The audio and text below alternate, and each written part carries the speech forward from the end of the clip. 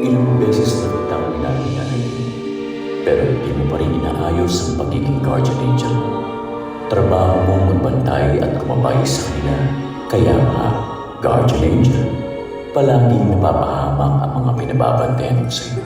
Yung isa, muntik nang atakin sa puso dahil hinayaan mong mahalin niya ang maling tao para sa kanya. Wait! Nag-warning ako. Puro red flags kasi yung boyfriend niya. Pero dapat lang yun para matuto siya. Ang problema kasi sa mga tao, masyadong emosyonal.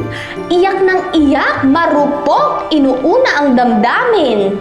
Dahil tao sila, may puso sila, kailangan mo silang intindihin. Empathy, yan ang wala ka. Nakapag-desisyon na. Kailangan mo makaramdam ng empathy para mas magampanan mo ng tama ang pagiging guardian angel mo. Huh? Babawiin ko muna ang pakpak mo at pabababain kita sa lupa para maging tao.